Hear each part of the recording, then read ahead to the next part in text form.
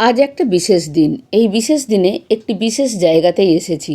এটা সিউড়ির একটি জনপ্রিয় মন্দির। এর নাম জানে না সিউড়ি শহরে এরকম মানুষ পাওয়া যাবে না। এটা হলো মৌমাছি কালী মন্দির। আর সেই কালী পুজোর দিন মন্দিরটিকে সুন্দরভাবে সাজানো হয়েছে। আর পুজো কদিন চলছে বিভিন্ন অনুষ্ঠান। কালী পুজো বলতে সবাই বোঝে এক রাতের পুজো, কিন্তু সিউড়ির কালী পুজো এক রাতের নয়। কালী পুজোর দিন থেকে ভাইফোঁটা পর্যন্ত ঠাকুর দেখা আর বিভিন্ন অনুষ্ঠান চলে সিউড়িতে। আমি যেখানেই থাকি কালী পুজোতে সিউড়িতে না থাকলে আমার ঠিক পোষায় না। সিউড়ি শহর কালী পুজোর জন্যই বিখ্যাত। মৌমাছি মন্দিরের ঠিক সোজা হাঁটতে শুরু করলাম। শুধু আলোর খেলা আর মেলা। একটা মণ্ডপের আলো শেষ হচ্ছে আর একটা মণ্ডপের আলো শুরু হয়ে যাচ্ছে। পুরো রাস্তা জুড়ে শুধু আলোর মেলা। মৌমাছি মন্দির থেকে ভিড় ঠেলে 5 মিনিট হাঁটলেই পৌঁছানো যায় রেড রোজ ক্লাবে। চলে এলাম এখানে। ঢুকেই দেখলাম কত রকম দোকান বসেছে, মানে মেলা বসেছে। প্রচণ্ড ভিড়। কালী ঠাকুর দেখতে বেরোলে রেড রোজের ঠাকুর দেখবে না এরকম মানুষ কিন্তু পাওয়া যাবে না। তাই এখানে ভিড়টা কিন্তু অনেক বেশি। শুধু মেলার জন্যে নয়, এখানে এলে কোনো না কোনো পরিচিত মানুষের সঙ্গে আপনার দেখা হয়ে যাবে।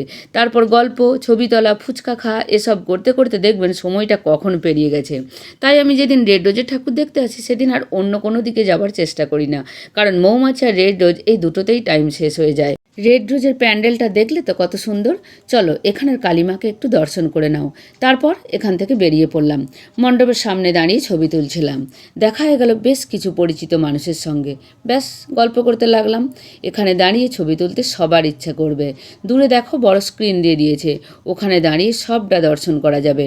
রেড রোজ থেকে বেরিয়ে সামনের দিকে মানে ডান সাইডে হাঁটতে শুরু করলাম। মেলাটা ওদিকেও আছে।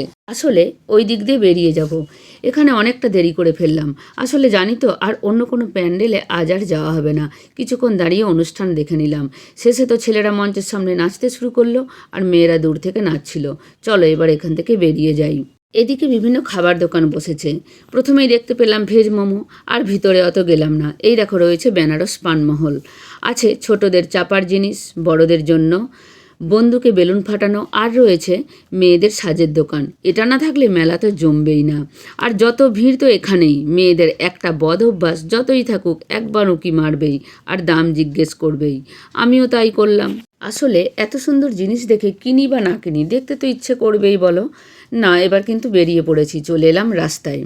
খিদেও পেয়ে গেছে। সন্ধ্যে থেকে তো সাজতে ব্যস্ত ছিলাম, রান্না তো হয়নি। তাই চলে এলাম স্বাদিষ্ট রেস্টুরেন্টে। এই রেস্টুরেন্টটা স্বস্তিক নার্সিংহোমের ঠিক কাছেই। চলো রেস্টুরেন্টের ভেতরে ঢুকি, দেখি কি পাওয়া যায়। ছোট রেস্টুরেন্ট, বেশ ঘরোয়া পরিবেশ। ভিড় আছে মোটামুটি। ভিডিওটা এতদিন ড্রাফটে সেভ ছিল, আজ পোস্ট করলাম। চলো আমি খেয়ে নিই। তোমরা সময় করে ভিডিওটা দেখার জন্য ধন্যবাদ। টাটা, ভাই, ভালো থেকো সবাই।